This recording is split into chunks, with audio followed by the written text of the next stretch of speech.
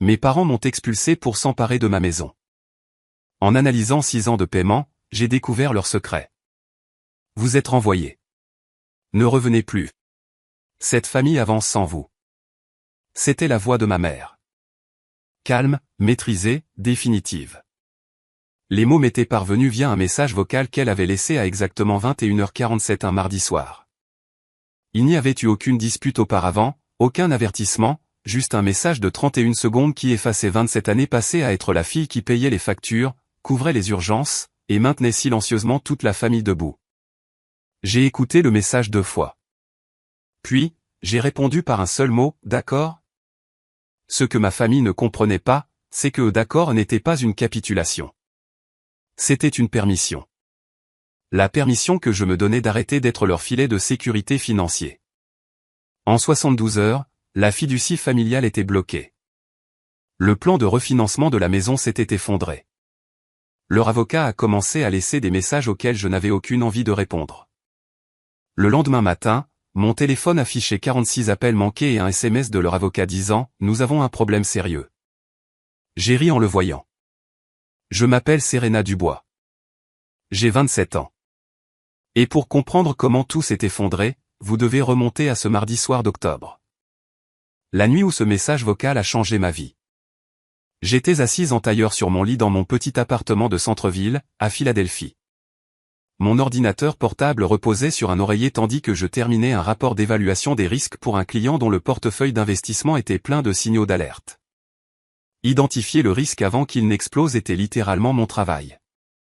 L'ironie ne m'a pas échappé.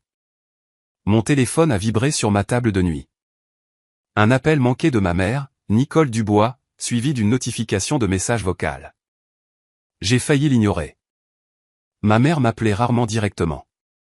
Elle appelait habituellement ma jeune sœur, Ashley, qui vivait encore à environ 20 minutes de la maison de nos parents à Ardmore, en Pennsylvanie. Le nom d'Ashley dominait le chat de groupe familial créé il y a 2 Noëls. C'était celui où maman publiait des recettes de gratin et où papa, Steven Dubois, partageait des photos floues d'oiseaux dans le jardin. Je n'étais pas mise en sourdine. J'avais été retiré. Et le nom du groupe avait changé. Il s'appelait auparavant Famille Dubois. Maintenant, il disait simplement nous. Je suppose que cela faisait de moi l'opposé de nous. J'ai posé mon téléphone face contre terre et j'ai fixé la photo encadrée sur l'étagère à côté de mon lit. Elle nous montrait tous à la remise des diplômes d'Ashley à l'université. Maman souriait fièrement. Papa, la main sur l'épaule d'Ashley. Moi, debout sur le bord extérieur de la photo, à moitié coupé par celui qui l'avait prise. J'aurais dû remarquer le symbolisme plus tôt. Pendant environ 10 minutes, je n'ai pas bougé. Je suis resté assise là, les mains sur mes genoux, tandis que le son de la télévision de mes voisins du dessus filtrait à travers le plafond. Une piste de rire résonnait d'un sitcom alors que ma propre famille votait silencieusement pour m'éliminer du jeu. Mon premier instinct fut le plus ancien. Rappeler maman. M'excuser. Même si je n'avais aucune idée de ce que j'avais fait de mal. Demander comment réparer les choses. Lisser les choses.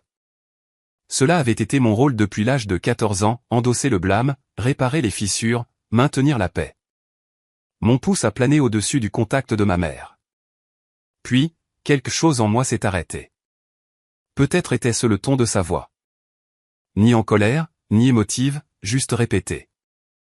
Ou peut-être était-ce le timing. Plus tôt dans l'après-midi, j'avais passé des heures à recalculer les paiements hypothécaires de la maison familiale à Ardmore, la maison que j'avais aidé à payer, la maison où Ashley dormait dans la chambre principale pendant que je prenais le canapé lit chaque fois que je venais. J'ai baissé mon pouce et j'ai ouvert un message texte à la place. Un mot, d'accord, 5 lettres.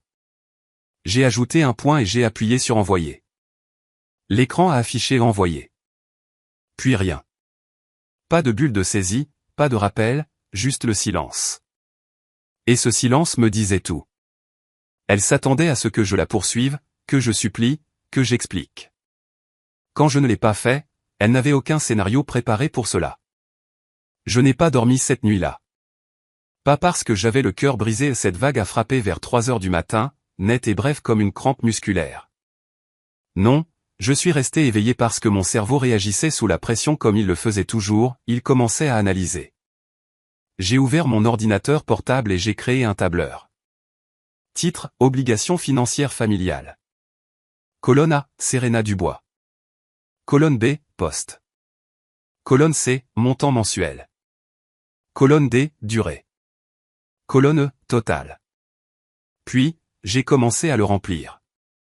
Ce qui est apparu ligne par ligne était le véritable coup d'être la fille fiable. C'était bien plus élevé que ce à quoi je m'attendais. Le paiement hypothécaire pour la maison d'Ardmore, 1900 € par mois. Je le couvrais depuis 3 ans. Rien que cela totalisait 68 400 €. Leur régime d'assurance maladie privée, 640 € par mois pendant 2 ans et demi, soit environ 21 000 €. La blessure de papa avait mis fin à leur couverture d'employeur, ils étaient donc passés à un régime privé que je les avais aidés à payer. Le prêt auto d'Ashley, la Toyota RAV4 blanche dont elle s'était fièrement vantée sur Instagram avec la légende bénie, 380 € par mois pendant 14 mois, soit environ 6 200 €. Puis il y avait les urgences. Le paiement d'acompte pour la chirurgie de papa, la réparation du toit avant l'hiver. L'acompte de caution d'Ashley quand elle était partie, puis revenue, puis repartie. La facture de dentiste que maman avait commodément oublié de mentionner jusqu'à ce qu'elle arrive en recouvrement. À 2 heures du matin, le tableur était terminé. Je me suis penché en arrière dans ma chaise et j'ai fixé le total en gras dans le coin inférieur. 147 000 €. En 6 ans, j'avais donné à ma famille plus d'une année entière de mon salaire, et elle venait de m'effacer avec un message vocal. Mais le chiffre n'était pas la pire découverte de cette nuit-là. La pire partie est venue lorsque j'ai ouvert le dossier cloud où je conservais tous les documents justificatifs. Mon habitude de tenue de dossier méticuleuse faisait de moi une bonne professionnelle. Elle a également révélé quelque chose que ma famille avait clairement oublié. Je ne payais pas seulement pour des choses. J'étais lié à tout. J'étais co-emprunteuse sur l'hypothèque.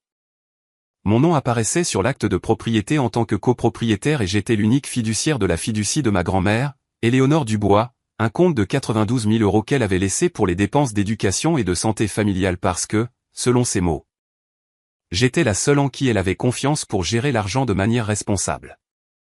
Chaque fil financier maintenant la vie de ma famille passait par moi. Elles m'ont dit de partir, mais elles ont oublié quelque chose d'important, j'étais la fondation. J'ai appuyé sur imprimer. La petite imprimante de bureau dans le coin de mon appartement sombre s'est mise en marche, ronronnant tandis qu'elle crachait page après page de reçus, de relevés bancaires et de contrats. Je n'étais pas encore en colère. Cela viendrait plus tard. Pour l'instant, j'étais simplement éveillé. Pour la première fois depuis des années, complètement éveillé. Le matin est arrivé, gris et froid. Octobre à Philadelphie a une certaine lourdeur. Un ciel si plat et bas qu'il ressemble à un plafond pressant sur la ville. J'ai préparé du café sans réfléchir, j'ai ouvert mon ordinateur portable et je me suis connecté au compte courant joint. C'était le compte ménager que j'avais créé 2 ans plus tôt pour simplifier les choses. Paiements hypothécaires, services publics, assurances, factures de routine, tout passait par un seul endroit. Mon argent entrait. Les dépenses de tous les autres sortaient. Le tableau de bord du compte s'est chargé et quelque chose a immédiatement attiré mon attention. L'adresse email de contact avait été modifiée. Mon adresse email avait été supprimée et remplacée par une autre. Je l'ai reconnue instantanément. Celle d'Ashley. Le changement avait été horodaté 2 jours avant le message vocal. 2 jours. Je suis resté assise là, fixant l'écran, laissant cette information s'installer. Ma sœur avait modifié les coordonnées du compte avant que ma mère n'enregistre ce message. Ce message vocal n'avait pas été émotif. Il avait été procédural. Une autre étape d'un plan. J'ai continué à fouiller.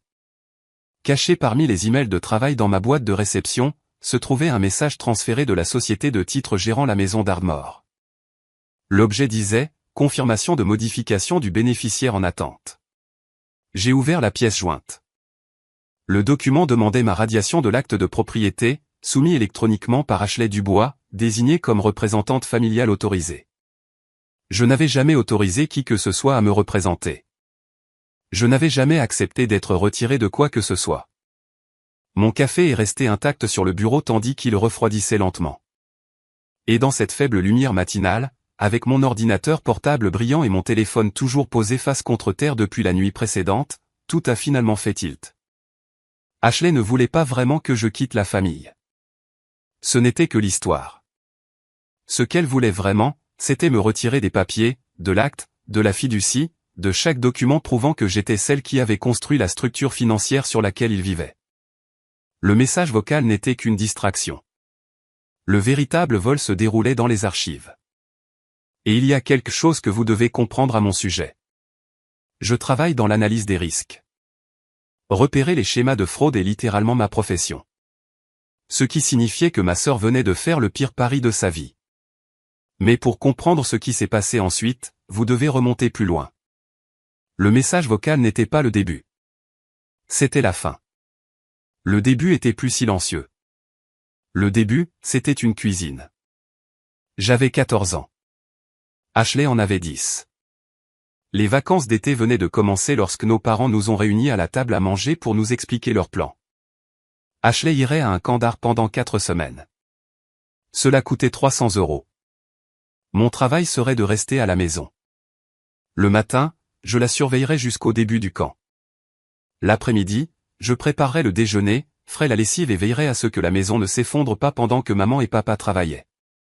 J'ai demandé si je pouvais aller au camp de maths à la place. Le collège communautaire voisin avait un programme pour les étudiants avec de bonnes notes.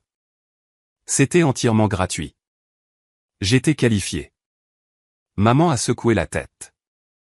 Quelqu'un doit rester ici pour ta sœur. Mais c'est gratuit, ai-je dit. Serena, a-t-elle répondu. Tu es l'aîné. Tu comprends? Et j'ai compris. Ashley avait les étés. J'avais les responsabilités. Mes bonnes notes n'étaient pas quelque chose à célébrer. Elles étaient simplement la preuve qu'un jour je gagnerais de l'argent. Cet automne-là, lorsque j'ai été admise dans le tableau d'honneur, la réponse de maman fut simple, bien. Continue comme ça. L'une de vous devra gagner de l'argent réel un jour. Elle n'a pas dit qu'elle était fière. Elle n'a pas dit que je le méritais. Juste que je serais utile. Cette même année, Ashley a échoué à ses examens de 6e. La maison s'est mobilisée autour d'elle. Papa l'a emmenée manger une glace. Maman s'est assise avec elle pendant 1 heure, lui brossant les cheveux en arrière et lui disant « Tu es plus qu'un score de test, ma chérie. » J'étais dans la pièce d'à côté. J'ai entendu chaque mot. Personne ne m'a jamais dit quelque chose de tel. Pas parce que j'avais des difficultés, parce que je n'étais pas censé avoir besoin de réconfort. J'étais celle sur qui on pouvait compter, la plus forte, celle qui pouvait gérer les choses. Maman me l'a dit directement une fois. J'étais en 2e année de faculté et j'ai mentionné lors d'un appel téléphonique que je me sentais dépassé. Sa réponse fut simple, tu es la plus forte, Serena. Ashley a plus besoin de moi. 7 mots. Je les ai portés dans ma poitrine comme une brique pendant les 10 années suivantes. Mon premier vrai salaire est arrivé l'été après l'obtention de mon diplôme. J'avais 21 ans. Mes prêts étudiants accumulaient déjà des intérêts et je venais de commencer à travailler dans un cabinet de conseil où les semaines de 60 heures étaient normales. Je me suis senti fier de moi pendant environ 4 heures. Puis maman a appelé. Papa s'était blessé au dos lors d'un travail parce qu'il travaillait techniquement comme sous-traitant. L'indemnisation des accidents du travail ne couvrirait pas les frais médicaux. La facture de l'hôpital était d'environ 2000 €. Pourrais-je aider? J'ai envoyé l'argent ce soir-là. 3 semaines plus tard, Ashley avait besoin de 1200 € pour la compte de caution de son premier appartement. Elle avait 17 ans, presque 18, et était sur le point de commencer l'école de cosmétologie. J'ai demandé prudemment à maman, Ashley a-t-elle de l'épargne? Le silence de l'autre côté du téléphone était aigu. Elle est ta petite sœur, Serena. Elle commence tout juste. Comment peux-tu même demander cela? Alors, j'ai envoyé l'argent. Pendant ce temps, ma propre dette étudiante restait intacte à 38 000 €. Personne n'en a demandé, personne n'a offert d'aide. Cela n'a même pas été discuté. L'hypothèse était simple, Serena va bien. Serena gère les choses. Serena n'a pas besoin d'aide parce que Serena n'en demande jamais. Pendant ma première année après l'obtention du diplôme, j'ai envoyé près de 14 000 € à la maison. Pas en un seul paiement, mais par morceaux. Quelques centaines ici, 1000 là. Toujours urgent, toujours temporaire, toujours juste cette fois. Finalement, juste cette fois est devenu chaque mois. Et elles n'ont jamais dit merci. Pas une seule fois. Ni dans un message, ni dans un appel téléphonique, ni même à Thanksgiving lorsque j'ai pris l'avion pour rentrer en utilisant une compagnie aérienne à bas prix et que je me suis assise à une table que je finançais silencieusement. Cette même année, mon anniversaire est passé. Maman a oublié. Mais elle a publié une vieille photo d'Ashley sur Facebook cette semaine-là. 2 mois plus tard, l'anniversaire d'Ashley est arrivé et la famille a organisé une fête à la maison. Mon rôle était simple, commander le gâteau, le payer. Cet hiver-là, j'ai passé 9 jours d'affilée à manger des ramen instantanés parce que mon compte bancaire était vide. Je ne l'ai dit à personne. Si je l'avais fait, maman aurait dit que j'exagérais. Et la vérité douloureuse est que je l'aurais probablement cru. 3 ans avant le message vocal, maman m'a appelé avec ce qu'elle décrivait comme une opportunité familiale. Elle et papa voulaient acheter une maison de 3 chambres en périphérie, dans un quartier calme avec de bonnes écoles pour l'arrivée éventuelle de petits-enfants.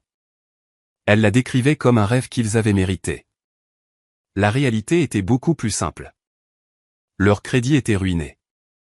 La dette médicale de papa, un paiement de voiture manqué ancien, et un jugement de recouvrement que maman avait ignoré signifiait qu'aucune banque ne leur accorderait d'hypothèque. Alors elle m'a demandé, signe juste comme co-emprunteur, Serena. Ton crédit est parfait. La maison sera techniquement à mon nom, mais tu seras sur le prêt et l'acte. C'est la maison familiale, a-t-elle continué. Un jour, elle appartiendra à vous deux, les filles. Alors j'ai dit, oui. Je n'ai pas engagé d'avocat. Je n'ai rien demandé d'écrit au-delà des documents hypothécaires officiels. La voix dans ma tête, une voix que ma mère avait soigneusement installée au fil des ans, n'arrêtait pas de répéter la même règle. Les familles n'ont pas besoin de contrat. Si vous en demandez un, cela signifie que vous ne nous faites pas confiance. Et si vous ne nous faites pas confiance, alors vous n'êtes pas vraiment de la famille. Alors, j'ai signé en tant que co-emprunteur sur l'hypothèque, copropriétaire sur l'acte. Maman Nicole Dubois, répertoriée comme propriétaire principale. À partir de ce moment, le paiement hypothécaire de 1 900 € a quitté mon compte chaque mois comme une horloge. Ashley a emménagé dans la maison presque immédiatement. Elle a réclamé la plus grande chambre, l'a décorée exactement comme elle le voulait, et a posté des photos en ligne avec des légendes comme maison, doux foyer. Chaque fois que je lui rendais visite, ce qui n'était pas souvent parce que je travaillais généralement des heures supplémentaires pour payer ses paiements, je dormais sur le canapé-lit dans le salon. Je payais pour une maison où mon lit était un canapé. Environ 6 mois avant le message vocal, quelque chose s'est produit qui aurait dû m'avertir. Lors d'un appel familial, j'ai entendu maman parler à Ashley en arrière-plan. Elle n'avait pas réalisé que j'étais toujours en ligne. Maman a dit, une fois que nous aurons refinancé, nous pourrons retirer des capitaux propres de la maison. Ne t'inquiète pas pour Serena. Je m'occuperai d'elle. M'occuper de moi. Comme un problème, comme une ligne dans un budget. Je ne les ai pas confrontés. Je me suis convaincu que j'avais mal compris. Mais lorsque j'ai raccroché, mes mains tremblaient tellement que le tableur sur mon écran est devenu flou. Ma grand-mère, la mère de maman, Éléonore Dubois, était décédée 4 ans plus tôt. Cancer du poumon, rapide et impitoyable, du diagnostic aux funérailles en seulement 11 semaines. Mais elle était restée vive jusqu'à la fin. 2 mois avant son décès, elle avait mis à jour sa fiducie. Elle avait mis de côté 92 000 € pour les besoins d'éducation et de santé de la famille, et elle avait nommé exactement un fiduciaire pour la gérer. Moi, pas maman. Pas Ashley. Moi. Je me souviens de la vocalisant le document à voix haute. L'expression de maman s'est figée lorsque mon nom a été mentionné. Elle n'a pas protesté au bureau, pas devant l'avocat, mais plus tard dans la voiture, elle a dit doucement, « Ta grand-mère ne comprenait pas comment fonctionnent les familles. Cet argent devrait être géré ensemble. » Je suis la famille, maman, ai-je répondu. Elle n'a pas répondu. Pendant 3 ans, la fiducie est restée silencieuse, intacte. Puis Ashley est venue me voir avec une requête. Elle voulait 15 000 € pour lancer une entreprise de revente en ligne qu'elle avait vu quelqu'un gérer sur les réseaux sociaux. Elle n'avait pas de plan d'affaires, pas de projection, rien d'autre que de l'enthousiasme et un lien vers un fournisseur en gros. Je lui ai dit non, pas pour la punir simplement parce que les règles de la fiducie étaient claires. Dépenses d'éducation et de santé seulement. Ce n'était pas un fonds de démarrage pour des idées commerciales risquées. Ashley a pleuré. Bien sûr qu'elle l'a fait. Elle a appelé maman. Puis maman m'a appelé. Ta grand-mère aurait voulu aider Ashley, a-t-elle dit. Tu es contrôlante. Je suis les termes de l'accord de fiducie, ai-je répondu. C'est littéralement ma responsabilité légale. Ashley n'a pas parlé avec moi pendant 2 mois après cela. Pendant ces 2 mois, un cousin m'a discrètement dit quelque chose. Apparemment, Ashley disait aux parents qu'elle thésaurisait l'argent de grand-mère et que je le dépensais probablement pour moi-même. Je n'ai pas pris la peine de corriger l'histoire. J'étais trop fatigué pour combattre les fantômes. Mais ce qui comptait le plus était autre chose. Quelque chose que je n'avais pas réalisé à l'époque deviendrait plus tard ma preuve la plus solide. 2 mois avant le message vocal, Ashley m'a appelé à l'improviste. Elle a dit qu'elle voulait régler les choses entre nous. Sa voix sonnait inhabituellement chaleureuse, presque affectueuse, comme les sœurs dans les séries télévisées se parlaient. Nous avons parlé pendant environ 40 minutes, et vers la fin de la conversation, sa garde est tombée. Ou peut-être est-elle simplement devenue négligente. Honnêtement, Serena, a-t-elle dit avec désinvolture.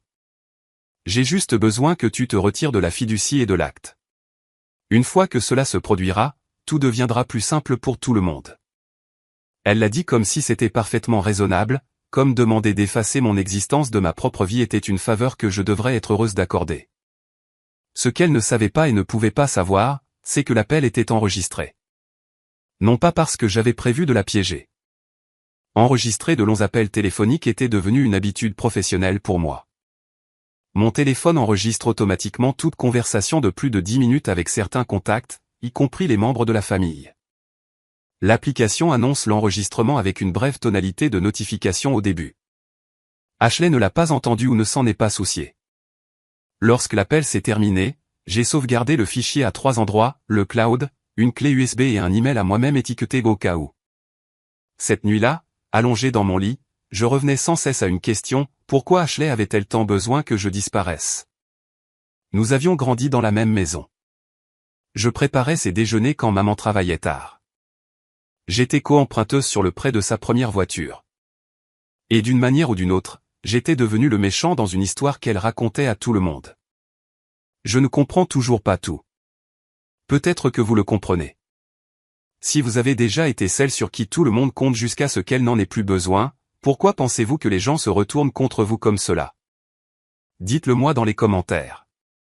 2 jours après le message vocal, mercredi matin, je suis entré dans mon bureau avec l'air d'avoir dormi dans une déchiqueteuse. Mon collègue Daniel Brox l'a remarqué immédiatement. Daniel avait 7 ans de plus que moi, un expert comptable avec un tempérament calme et analytique. Les clients lui faisaient confiance parce qu'ils pouvaient regarder le désordre financier le plus laid imaginable et rester complètement composés.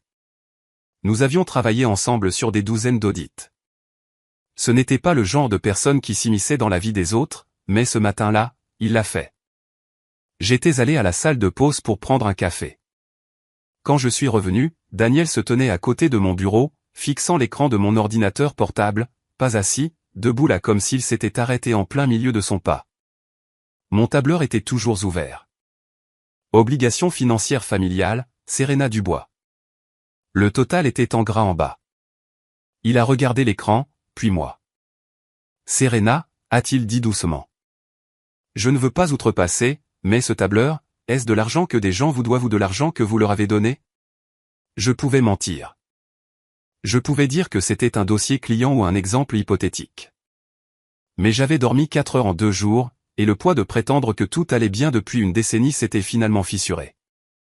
Alors je lui ai dit, pas tous les détails, juste le contour, le message vocal, le fait d'avoir été retiré du chat de groupe, la maison, la fiducie, le chiffre en bas du tableur. Daniel n'a pas réagi comme la plupart des gens l'auraient fait. Il n'a pas halté ou maudit, ou dit à quel point tout cela semblait terrible. Il est simplement devenu silencieux. Et quand Daniel Brox se tait, cela signifie qu'il réfléchit. 10 secondes se sont écoulées. Daniel Brox a dit quelque chose qui a complètement changé ma façon de penser. Serena, a-t-il dit prudemment.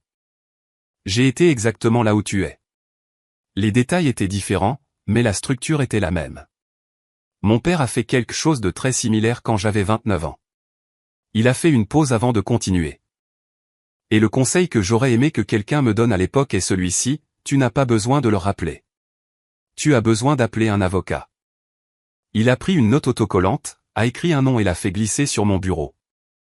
Laura Bennett, avocate spécialisée en immobilier et en fiducie. Un numéro de Philadelphie était écrit en dessous. J'ai regardé la note, puis je suis revenu vers lui. Elle est bonne, a ajouté Daniel doucement. C'est elle qui m'a empêché de perdre ma maison. J'ai glissé la note dans mon portefeuille. Elle y est restée pendant exactement 7 heures.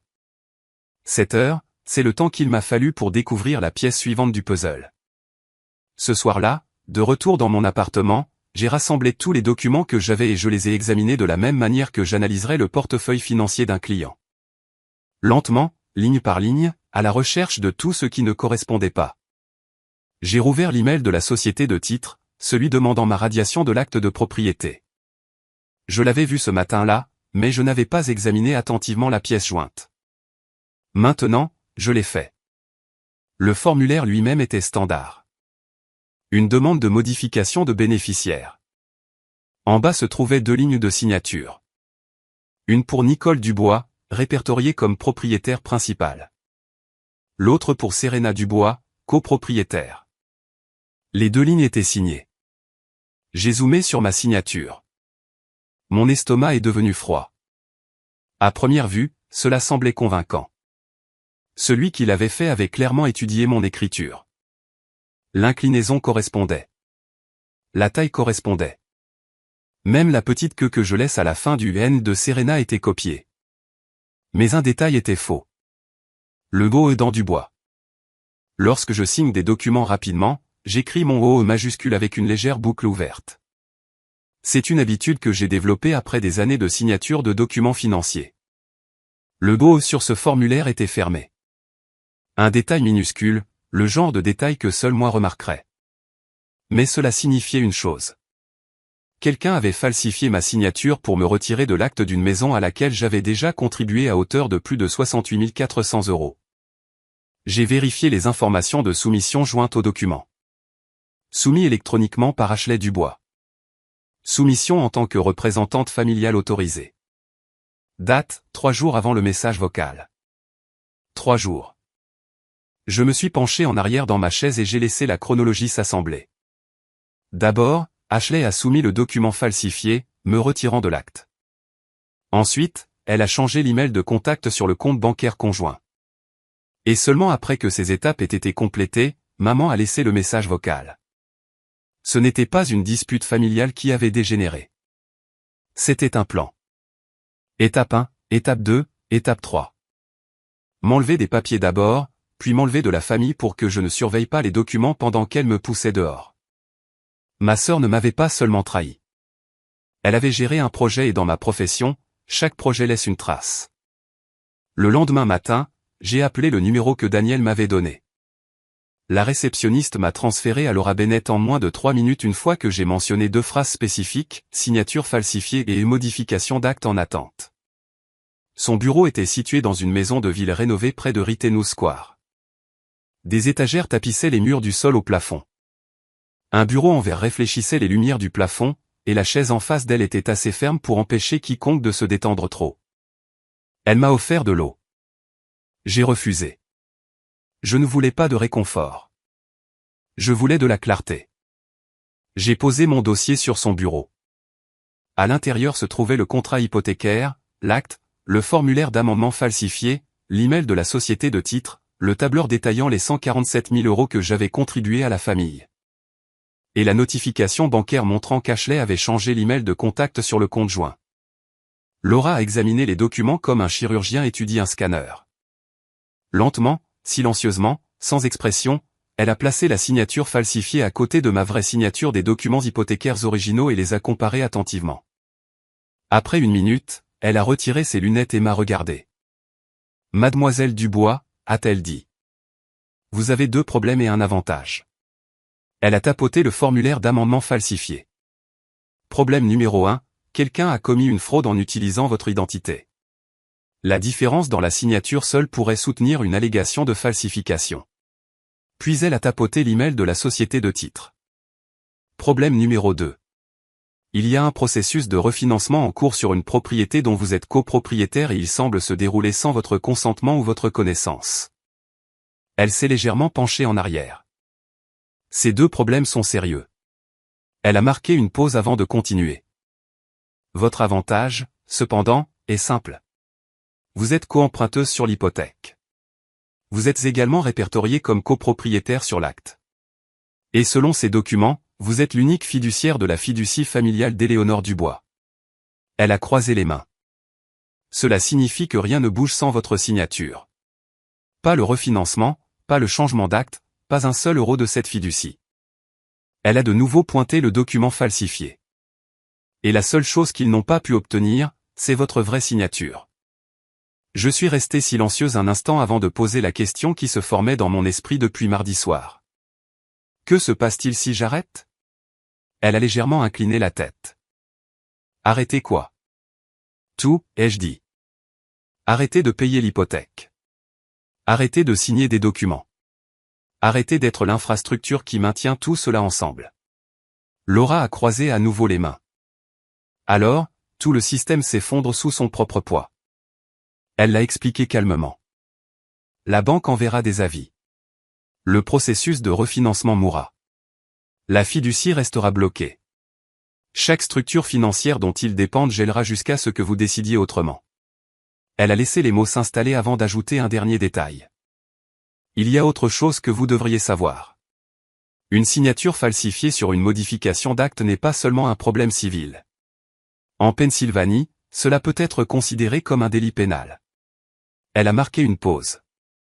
Je ne dis pas que vous devez suivre cette voie, mais vous devriez comprendre que vous avez le choix.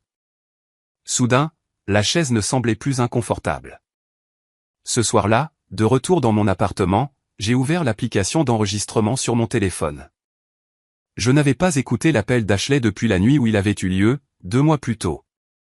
À l'époque, j'avais classé cet appel sous ennuyeux mais inoffensif, juste Ashley étant Ashley, essayant de se frayer un chemin pour obtenir ce qu'elle voulait avec une voix douce et une demande latérale. Mais maintenant, avec tout ce que j'avais découvert, la conversation sonnait complètement différemment. J'ai mis mes écouteurs et j'ai appuyé sur lecture. La voix d'Ashley a rempli ma tête, chaleureuse et détendue, la façon dont elle sonnait toujours quand elle voulait quelque chose, mais ne l'avait pas encore demandé directement. Honnêtement, Serena, tu es tellement occupée tout le temps. Tu as ton travail, ton appartement, toute ta vie à Philadelphie. Ne serait-il pas plus facile si tu prenais un peu de recul ? Laisse maman gérer la fiducie et les affaires de la maison. Si ton nom n'était pas sur tout, tu n'aurais plus à t'inquiéter des paiements. Ce serait probablement un soulagement, n'est-ce pas ? Quand j'ai entendu ces mots pour la première fois, j'avais supposé qu'elle était simplement maladroite, pas malveillante, juste Ashley essayant de se simplifier les choses. Puis est venue la phrase, minute 32 de l'enregistrement. J'ai mis l'audio en pause, je l'ai remonté, j'ai appuyé sur lecture. J'ai juste besoin que tu te retires de la fiducie et de l'acte. Besoin, pas envie, pas peut-être que cela aiderait. Besoin. Elle m'avait dit exactement ce qu'elle prévoyait de faire. Elle l'avait dit clairement dans un téléphone qui avait annoncé l'enregistrement au début de l'appel. Et quand je n'ai pas proposé de disparaître des papiers, elle a falsifié ma signature et a fait en sorte que maman délivre l'avis d'expulsion déguisé en décision familiale. J'ai sauvegardé l'enregistrement à nouveau. Stockage cloud, clé USB, et une autre copie envoyée par email à moi-même. 3 sauvegardes, parce que dans ma famille, la vérité avait l'habitude de disparaître. Je ne savais pas encore exactement quand j'utiliserais cet enregistrement ni comment, mais je savais une chose avec certitude. C'était la carte qu'Ashley n'avait pas réalisé que je détenais, et j'attendrais le moment parfait pour la mettre sur la table. Vendredi soir, j'étais dans ma cuisine en train de préparer le dîner. Juste des pâtes. Rien d'élaboré. Principalement quelque chose pour occuper mes mains. Mon téléphone a sonné. Le numéro de papa. J'ai répondu presque automatiquement. La dernière fois que mon père avait appelé 2 fois en une seule semaine, c'était quand il avait fini aux urgences. L'habitude a pris le dessus. La fille responsable répondant à l'appel responsable. Mais ce n'était pas papa. Serena Marie Dubois, la voix de ma mère, nom complet, le ton qu'elle utilisait quand elle voulait que je me sente de nouveau âgé de 11 ans. Je ne sais pas ce qui vous arrive, Nicole Dubois a dit brusquement. Mais vous êtes en train de détruire cette famille. Votre père n'a pas dormi depuis 3 jours. La banque a envoyé une lettre concernant l'hypothèque. La compagnie d'assurance dit que notre couverture se termine. Et maintenant Ashley me dit que vous vous cachez derrière un avocat comme si nous étions des étrangers. J'ai baissé la flamme de la cuisinière au minimum. Maman, ai-je dit calmement. J'ai arrêté de payer pour des choses qui ne m'appartiennent plus, ai-je répondu. Vous avez dit que je ne faisais pas partie de la famille. Si je ne fais pas partie de la famille, je ne suis pas non plus financièrement responsable de la famille. Silence. 2 temps. 3. Puis elle a essayé le coup suivant. Après tout ce que j'ai sacrifié pour toi, après toutes les années où je t'ai élevé, c'est comme ça que tu me rembourses. La voilà. Le scénario. Le même récit de culpabilité qui m'avait poussé à écrire des chèques pendant 6 ans. J'ai sacrifié. Vous me devez un registre familial invisible où mon côté du bilan était toujours négatif. Maman, ai-je dit doucement. Je ne rembourse rien. J'ai fini de payer. Il y a une différence. Sa respiration s'est accélérée. Vous allez regretter cela, Serena. Je vous le dis maintenant, un jour vous regarderez en arrière sur ce moment et vous vous sentirez honteuse. Peut-être, ai-je dit. Mais si je suis honteuse, ce sera pour mes propres raisons, pas parce que vous me l'avez dit. J'ai terminé l'appel. J'ai posé le téléphone sur le comptoir à côté de la cuisinière. Mes mains tremblaient. La casserole d'eau pour les pâtes avait commencé à déborder, sifflant contre la plaque de cuisson. Je ne pleurais pas. Ou si je le faisais, ce n'était pas la culpabilité. C'était le deuil qui arrive quand on réalise enfin que la personne que l'on espérait que sa mère deviendrait n'a jamais existé et qu'aucun paiement hypothécaire ne pourrait la construire en cette personne. J'ai éteint la plaque. Je n'avais plus faim. Mais un détail est resté avec moi alors que je me tenais là, dans la cuisine silencieuse, avec la vapeur s'élevant autour de moi. Maman n'avait jamais mentionné la signature falsifiée. Pas une seule fois, ce qui signifiait l'une des deux choses, soit elle ne savait pas ce qu'Ashley avait fait, soit elle le savait et avait décidé que cela n'avait pas d'importance. Je n'étais pas sûr de laquelle des possibilités était la pire. Samedi matin, mon téléphone était devenu un tableau d'affichage de messages de parents avec qui je n'avais pas parlé depuis des mois. D'abord, un SMS de tante Patricia Collins, la sœur cadette de maman. Chérie, ta mère est désemparée. Quel que soit ce désaccord, ne pourriez-vous pas simplement parler? Elle dit que vous essayez de prendre la maison. Puis oncle Édouard Dubois, du côté de papa, a entendu des choses par le bouche-à-oreille familial. Tu sais que la famille devrait passer en premier, n'est-ce pas? Ne laisse pas l'argent gâcher ce qui compte. Puis un cousin que j'avais rencontré exactement 2 fois de ma vie. Salut Serena, je ne sais pas vraiment ce qui se passe, mais Ashley semble vraiment blessée. Peut-être que tu devrais appeler ta mère. Les messages continuaient d'arriver toute la matinée. Des mots différents, les mêmes empreintes digitales. Finalement, j'ai ouvert Facebook. Je n'avais rien publié depuis des semaines, mais j'avais un pressentiment. Et là, il était. La nouvelle publication d'Ashley postée à 23h la nuit précédente. Quand votre propre sang vous tourne le dos pour de l'argent, la famille ne devrait jamais être une question de transaction. Certaines personnes ne se soucient que du contrôle. Priant pour la guérison. 47 j'aime, 22 commentaires, des émojis cœur, des mains en prière. Reste forte, chérie, de la part de personnes qui n'avaient aucune idée de ce qui s'était réellement passé. Un commentaire de tante Patricia. Oui, ai-je pensé. Elle éclate. Ma poitrine s'est serrée. La vieille envie a fait surface. Expliquer tout. Corriger l'histoire. Publier les reçus. Montrer le tableur. La signature falsifiée. Le message vocal. J'ai tapé 3 réponses différentes, j'ai supprimé les 3. Puis je me suis souvenu de quelque chose que Daniel Brox m'avait dit 2 jours plus tôt en prenant un café. J'avais admis que j'avais peur de devenir le méchant dans l'histoire d'Ashley. Daniel a remué son café lentement et a dit sans même lever les yeux. Ne combat pas le récit sur leur terrain. Amène la vérité dans la bonne pièce. La bonne pièce. Pas Facebook. Pas un chat de groupe familial. Pas un appel téléphonique où maman pouvait raccrocher dès que les faits devenaient inconfortables. Un endroit avec une table, avec des avocats, avec des documents, un endroit où les larmes ne pouvaient pas l'emporter sur les preuves et où le fait d'être la victime devait rivaliser avec les horodatage. J'ai fermé Facebook, j'ai ouvert mon email et j'ai écrit à Laura Bennett. Je pense qu'il est temps pour la réunion. Tous face à face avec les documents. Laura a répondu 11 minutes plus tard. D'accord. Je coordonne avec Michael Turner. Vendredi, mon bureau. 5 jours. 5 jours avant que chaque histoire qu'Ashley avait racontée ne doive survivre à une table de conférence. J'ai posé mon téléphone sur le comptoir et je me suis versé une deuxième tasse de café. Mes mains étaient stables. Lundi après-midi, Laura Bennett m'a appelé depuis son bureau et a mis le téléphone sur haut-parleur pour que je puisse écouter pendant qu'elle parlait à Michael Turner, l'avocat représentant ma mère. La conversation était polie de la même manière qu'un match d'échecs est poli. Chaque phrase délibérée, chaque mot mesuré.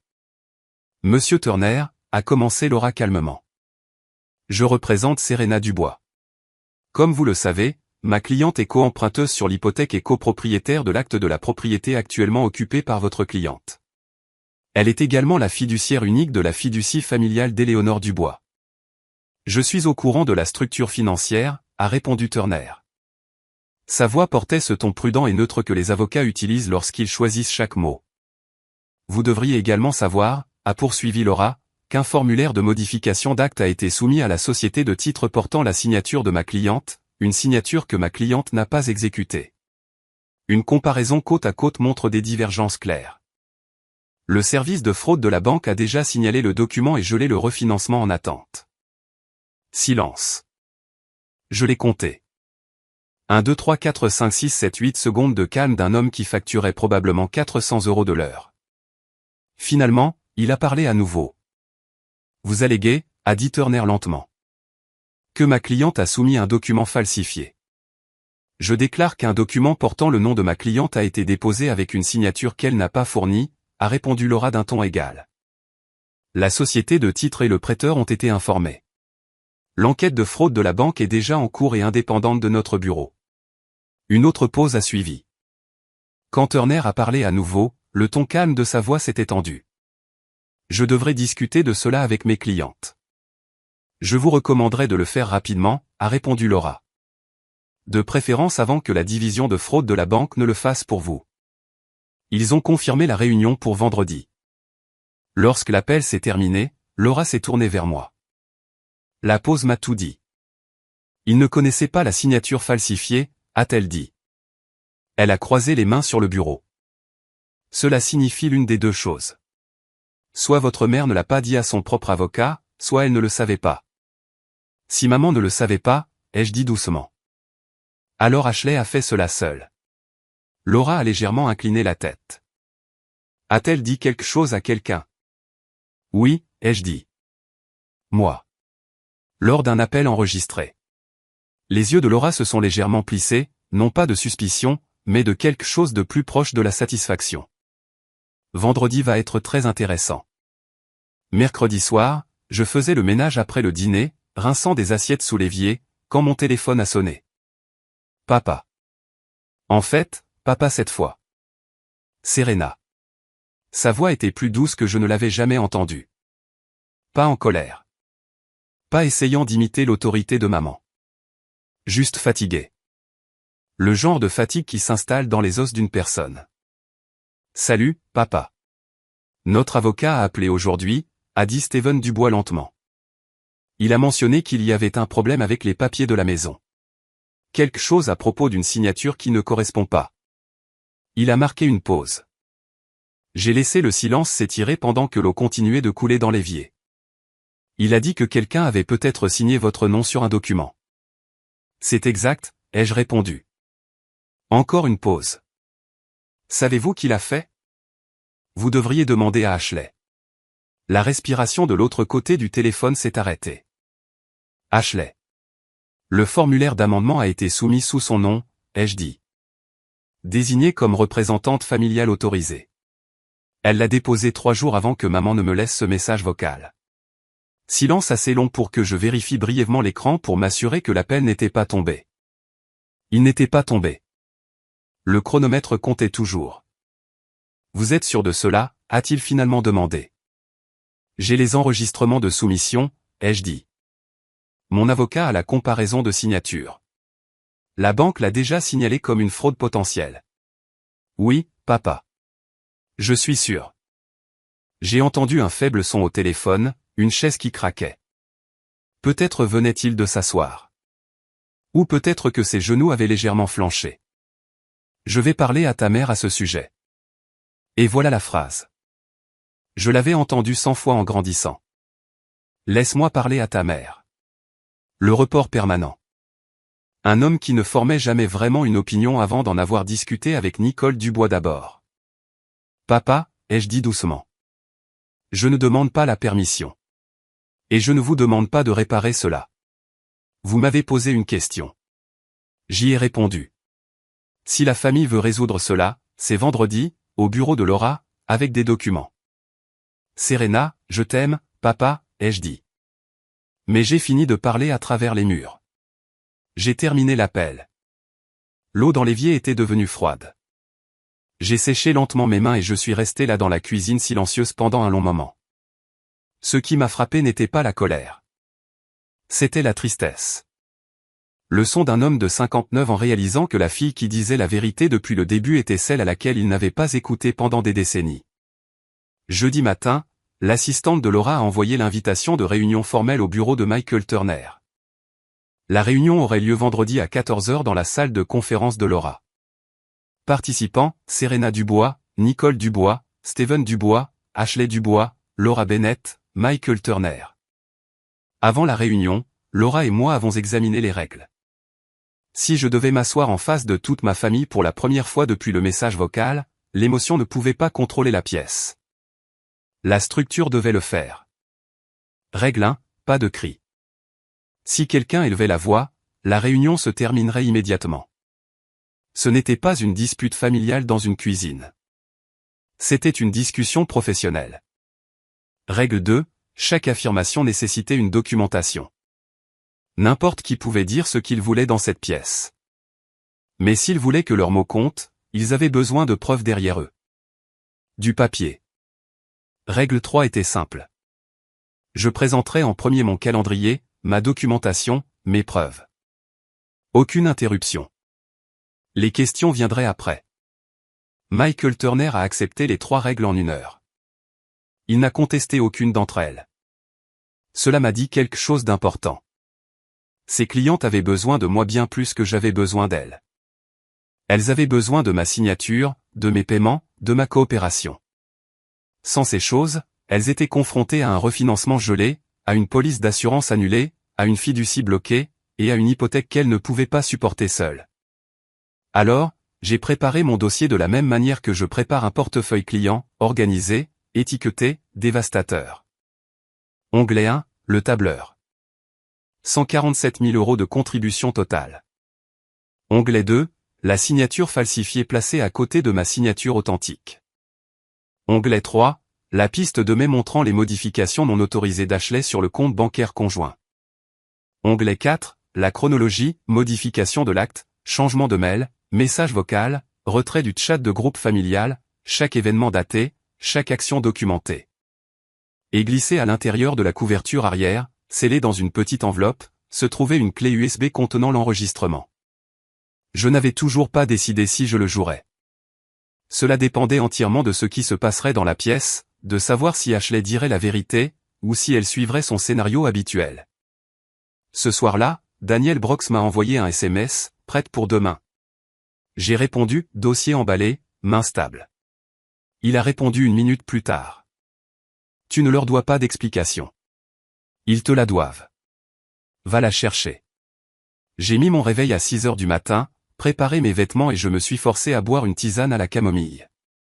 Quelque chose que je déteste, mais quelqu'un m'avait dit une fois que cela aidait à calmer les nerfs.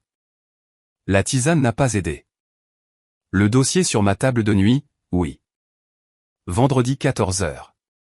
Salle de conférence de Laura Bennett, troisième étage de la maison de ville. Parois de verre, une longue table en noyer, 6 chaises en cuir, une image d'eau que personne ne toucherait. Je suis arrivé 10 minutes en avance et j'ai posé mon dossier sur la table, alignant soigneusement les bords. Laura s'est assise à ma gauche, ordinateur portable ouvert, bloc-notes prêt. Nous n'avons parlé ni l'une ni l'autre. La pièce sentait légèrement le toner d'imprimante et la solution de nettoyage au citron. À 13h58, la porte s'est ouverte. Maman Nicole Dubois est entrée la première, chemisier bleu marine, menton levé, son sac à main pressé contre son côté comme une armure. Elle m'a regardé pendant exactement une seconde, pas mon visage, mais le dossier. Puis elle a traversé la pièce et s'est assise dans la chaise la plus éloignée sans dire un mot. Papa Steven Dubois est entré derrière elle. Polo gris, main dans les poches. Il m'a jeté un coup d'œil et quelque chose a traversé son expression. Pas tout à fait la culpabilité, pas tout à fait la honte, quelque chose entre les deux. Il s'est assis à côté de maman et a croisé les mains sur la table. Puis Ashley est entrée en dernier. Cette partie était délibérée. Elle portait un cardigan rose pâle sur un chemisier blanc. Ses yeux étaient rouges sur les bords, récemment frottés. Peut-être de vraies larmes, peut-être de fausses. Sa lèvre inférieure tremblait légèrement, la même expression qu'elle avait perfectionnée à l'école primaire. Elle a rapproché sa chaise de celle de maman et a tendu la main pour prendre la sienne sous la table. La performance était impeccable. Si vous ne connaissiez pas le scénario, vous auriez pensé qu'elle était la victime ici. Michael Turner est entré derrière elle, costume gris, poignée de main ferme avec Laura, un bref hochement de tête dans ma direction. Il a pris place au bout de la table, positionné entre les deux côtés, techniquement neutre, pratiquement inutile. Laura a ouvert la réunion. Merci à tous d'être venus. Cette réunion existe pour aborder les questions financières et juridiques survenues ces dernières semaines. Comme convenu précédemment, Serena Dubois présentera en premier. Elle ne sera pas interrompue. J'ai ouvert le dossier. Puis j'ai levé les yeux. Pour la première fois depuis que ce message vocal avait essayé de m'effacer de la famille, j'ai croisé les yeux de ma mère. Je vais commencer, ai-je dit, par un chiffre. J'ai glissé le tableur au centre de la table. 5 copies, une pour chaque personne, une pour le dossier. 147 000 €. J'ai laissé le chiffre flotter dans l'air. Personne n'a bougé. Cela, ai-je dit calmement, est ce que j'ai contribué à cette famille au cours des 6 dernières années. J'ai tapoté la page. Paiements hypothécaires pour la maison d'Ardmore, 68 400 €. Leur régime d'assurance maladie privée, 21 000 €. Le prêt auto d'Ashley, 6 200 €. Dépenses d'urgence, factures médicales, réparation de toit, acompte de caution, soins dentaires, le reste. J'ai marqué une pause. Chaque paiement est documenté. Date, montant, relevé bancaire. Tout est sur cette feuille. Les yeux de maman se sont lentement déplacés vers le bas de la page. Je l'ai regardé lire comme on lit un rapport médical inattendu. Ceci, ai-je dit doucement. C'est ce que j'ai donné, pas en tant que seul, pas à cause d'un contrat, simplement parce que je croyais que c'était ce que signifiait la famille. Maman a ouvert la bouche pour parler. Laura a levé un seul doigt. Calme, ferme. Madame Dubois, vous aurez votre occasion. J'ai retiré le document suivant du dossier. 2 pages côte à côte.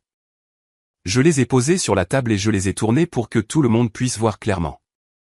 À gauche, ai-je dit, se trouve ma signature du contrat hypothécaire original signé il y a 3 ans. J'ai tapoté la 2e page. À droite se trouve une signature soumise sur une modification d'acte demandant mon retrait du titre de propriété. J'ai marqué une pause. Je n'ai pas signé ce formulaire. Je ne l'ai pas autorisé et je ne savais pas qu'il existait jusqu'à ce que je le découvre dans mon email après avoir été retiré de cette famille par message vocal. Michael Turner s'est penché, examinant attentivement les 2 signatures, sa mâchoire se contractant. Le document, ai-je continué, a été soumis électroniquement par Ashley Dubois, répertoriée comme représentante familiale autorisée. J'ai laissé la phrase suivante atterrir lentement. 3 jours avant le message vocal. La pièce a changé. Aucun bruit, juste une pression dans l'air. La main de papa s'est portée à son front. Turner s'est penché en arrière lentement dans sa chaise. La poignée d'Ashley sur la main de maman sous la table s'est resserrée. Et maman. Maman a regardé les documents, puis moi. Puis finalement, pour la première fois depuis qu'elle était entrée dans la pièce, elle s'est tournée vers Ashley. Qu'est-ce que c'est? Elle dit que quelqu'un a falsifié ma signature, ai-je dit calmement. Pour retirer ma propriété d'une maison que j'ai payée. Je n'ai pas dit qu'il avait fait. Je n'avais pas besoin de le faire. Tous les yeux dans la pièce s'étaient déjà tournés vers Ashley.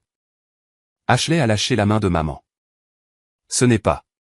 C'est insensé, a-t-elle dit rapidement. Sa voix s'est élevée pendant qu'elle parlait. Serena fait ce qu'elle fait toujours. Elle tord les choses. Elle manipule la situation pour se faire passer pour la victime parce qu'elle ne peut pas accepter que nous. Je n'ai pas élevé la voix. Ashley, juste un mot. Plat. Calme. Cela a coupé sa phrase comme une lame à travers le papier. Avant que vous ne terminiez cette pensée, ai-je dit calmement. Je veux que vous entendiez quelque chose.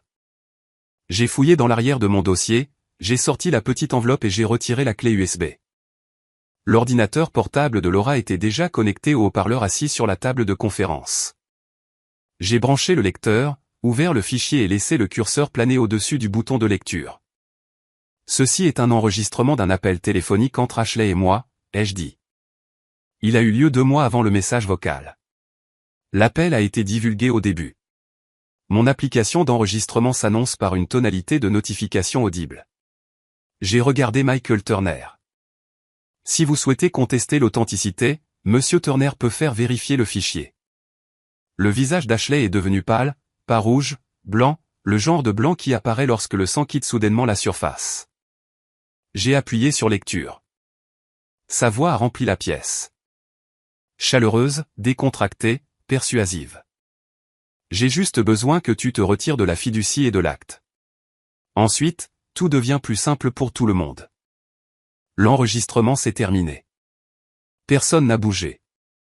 J'ai regardé ma mère. Elle fixait le haut-parleur comme si cela l'avait frappé physiquement. Ses lèvres se sont légèrement entr'ouvertes, mais aucun mot n'est sorti. J'ai regardé papa. Ses yeux étaient fermés. Ses mains toujours pressées contre son front. J'ai regardé Michael Turner. Il avait posé son stylo et croisé ses mains. La posture silencieuse d'un avocat recalculant la position de l'échiquier. Et finalement, j'ai regardé Ashley. Elle fixait maman, attendant la bouée de sauvetage sur laquelle elle avait toujours compté. La défense immédiate, le familier et elle ne le pensaient pas. La redirection automatique du blâme vers moi. Maman n'a pas regardé en arrière. 15 secondes de silence. Je les ai comptées comme on compte les secondes entre un éclair et le tonnerre, mesurant à quel point le coup était proche. Ce fut le silence le plus fort que ma famille ait jamais produit. Ashley a craqué la première. C'est complètement sorti de son contexte, a-t-elle dit rapidement. Je ne voulais pas dire ça comme ça. Je parlais juste. Les gens disent des choses. La voix de Laura a coupé calmement. L'enregistrement est horodaté 2 mois avant qu'un amendement d'acte falsifié portant la signature de Madame Dubois ne soit soumis. Je dirais que le contexte est extrêmement clair. Ashley s'est tournée vers maman à nouveau. Sa lèvre tremblait. Peut-être de vraies larmes cette fois. Peut-être pas.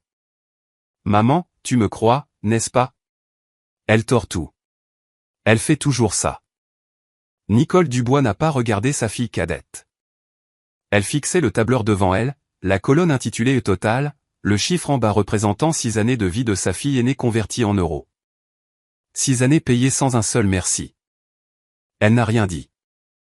Et dans ce silence, précis et dévastateur, quelque chose a changé dans la pièce qui ne changerait jamais. J'ai lentement fermé mon dossier. Le doux bruit du couvercle rencontrant la dernière page fut le seul bruit dans la pièce. Maman s'est finalement tournée vers moi. Sa voix était plus petite maintenant. Serena, je ne savais pas pour la signature. Je te le jure, je ne le savais pas. Je crois que vous ne saviez pas pour la signature, ai-je dit doucement. Elle a expiré, soulagée pendant une seconde. Mais vous saviez quand vous avez enregistré ce message vocal. Le soulagement a disparu. Vous saviez quand vous m'avez retiré du chat de groupe familial. Ses épaules se sont affaissées. Vous saviez chaque fois qu'Ashley vous racontait une histoire sur moi, et vous n'avez jamais appelé une seule fois pour demander si c'était vrai. J'ai marqué une pause. Vous avez choisi la version la plus facile à croire, et j'en ai payé le prix en argent, en années. À chaque fête où j'étais assise à l'extrémité de la table en faisant semblant que tout allait bien. Maman a baissé la tête. Pas tout à fait un hochement de tête, plus comme si quelque chose en elle avait cédé un peu. Je me suis levé. Voici ce qui se passe ensuite. Ma voix est restée stable, professionnelle. Le même ton que j'utilise lorsque je délivre un rapport de risque à un client qui ne veut pas entendre les chiffres. La fiducie sera transférée à une société de gestion professionnelle. Je me retire en tant que fiduciaire, mais les conditions que grand-mère a établies resteront en place. Dépenses d'éducation et de santé seulement. J'ai regardé autour de la table. Je ne ferai plus de paiement pour l'hypothèque. Vous avez 90 jours pour obtenir un nouveau financement ou décider quoi faire de la propriété. Je ne ferai pas un autre paiement. Puis je me suis tourné légèrement vers Michael Turner. Quant à la signature falsifiée, je ne porte pas plainte pénale pour le moment, mais chaque document, chaque message, et chaque enregistrement a été conservé par mon avocat. Finalement, j'ai regardé Ashley. Elle fixait la table maintenant, son cardigan rose serré autour de ses épaules. La performance s'était effondrée. Ce qui restait ressemblait plus à quelque chose de réel. Ashley, ai-je dit doucement. Je ne te déteste pas, mais je ne te fais pas confiance. Et je n'ai pas besoin de le faire. J'ai ramassé mon dossier, j'ai fait un signe de tête à Laura et je me suis dirigé vers la porte. La voix de papa m'a arrêté. Serena. Elle a craqué quand il a dit mon nom. J'ai marqué une pause avec ma main sur la poignée, mais je ne me suis pas retourné. 90 jours, papa, ai-je dit. Utilisez-les judicieusement. La porte s'est fermée derrière moi avec un petit clic. Mes talons ont résonné dans le couloir, stable, sans hâte. Je n'ai pas regardé en arrière, pas parce que j'étais en colère, parce qu'il n'y avait rien derrière moi que je n'avais déjà dit. En marchant vers ma voiture, je me suis brièvement demandé si j'aurais dû gérer cela différemment, si j'aurais dû être plus douce, si j'aurais dû essayer une conversation de plus avant de tout démanteler. Une petite partie de moi voulait toujours croire qu'une seule conversation honnête aurait pu tout arranger. Mais chaque conversation de ces 6 dernières années s'était terminée de la même manière, moi m'excusant pour le mensonge de quelqu'un d'autre. Auriez-vous leur donné une autre chance? Ou seriez-vous sorti de cette pièce exactement comme moi? Dites-le moi. Je veux vraiment savoir. 72 heures après la réunion, tout a commencé à tomber exactement là où la gravité le disait. La maison est arrivée en premier. Sans moi comme co-emprunteuse, le refinancement familial était définitivement mort. La banque a envoyé un avis formel peu de temps après. Nicole Dubois avait 90 jours pour soit reprendre les paiements hypothécaires complets par elle-même, soit trouver un nouveau co-emprunteur avec un crédit acceptable, soit faire face au début des procédures de saisie. Son score de crédit ne pouvait pas supporter le prêt à lui seul. Pas même de loin. En une semaine après la réunion, la fiducie familiale d'Éléonore Dubois a été transférée à une société fiduciaire agréée à Philadelphie. Chaque euro a été comptabilisé. Chaque retrait futur nécessiterait désormais un examen indépendant pour confirmer qu'il suivait les conditions que ma grand-mère avait établies. Éducation, dépenses médicales, rien d'autre. Ashley ne pouvait plus charmer, pleurer ou falsifier son chemin près de cet argent. La situation de l'assurance a suivi. 30 jours après mon avis d'annulation, la couverture maladie de mes parents a pris fin. D'ici jeudi de cette semaine-là, maman était au téléphone avec le marché de l'assurance apprenant ce que l'assurance coûte réellement lorsque quelqu'un d'autre ne paie pas la facture. Presque le double de ce que j'avais couvert. 10 jours après la réunion, Michael Turner s'est officiellement retiré en tant qu'avocat de la famille Dubois. Sa lettre citait des divergences factuelles irréconciliables, un langage juridique poli pour une vérité plus simple. Votre fille a commis une fraude et vous ne l'avez pas divulguée. Ils étaient maintenant sans conseil juridique. Pendant ce temps, le récit social qu'Ashley avait soigneusement construit en ligne a commencé à se fissurer. Patricia Collins, la sœur de maman, l'a appelé après la réunion et a commencé à poser des questions inconfortables. Un cousin du côté de papa m'a envoyé un SMS directement. J'ai entendu quelque chose à propos de documents falsifiés. Est-ce vrai? Je n'ai pas répondu. Je n'en avais pas besoin. Les faits faisaient déjà leur propre tournée de presse. Rien de ce qui s'est passé n'était une vengeance. Je veux être clair à ce sujet. Je n'ai pas conçu leur effondrement.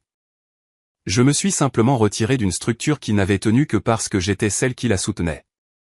Une fois que j'ai lâché prise, elle s'est comportée comme n'importe quelle structure non soutenue, elle s'est effondrée, non pas parce que je l'ai poussée, mais parce qu'elle n'avait jamais été construite pour se tenir seule.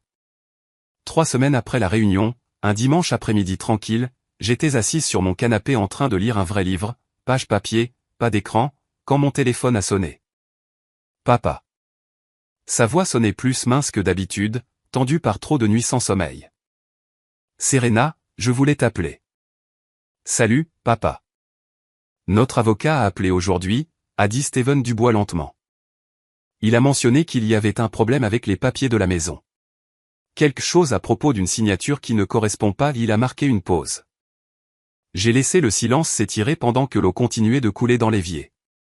Il a dit que quelqu'un avait peut-être signé votre nom sur un document. C'est exact, ai-je répondu. Encore une pause. Savez-vous qui l'a fait? Vous devriez demander à Ashley. La respiration de l'autre côté du téléphone s'est arrêtée. Ashley. Le formulaire d'amendement a été soumis sous son nom, ai-je dit. Désignée comme représentante familiale autorisée. Elle l'a déposé 3 jours avant que maman ne me laisse ce message vocal. Silence assez long pour que je vérifie brièvement l'écran pour m'assurer que l'appel n'était pas tombé. Il n'était pas tombé. Le chronomètre comptait toujours. Vous êtes sûr de cela, a-t-il finalement demandé. J'ai les enregistrements de soumission, ai-je dit. J'ai entendu un faible son au téléphone, une chaise qui craquait. Peut-être venait-il de s'asseoir. Ou peut-être que ses genoux avaient légèrement flanché. Je vais parler à ta mère à ce sujet. Et voilà la phrase. Je l'avais entendue 100 fois en grandissant. Laisse-moi parler à ta mère. Le report permanent. Un homme qui ne formait jamais vraiment une opinion avant d'en avoir discuté avec Nicole Dubois d'abord. Papa, ai-je dit doucement.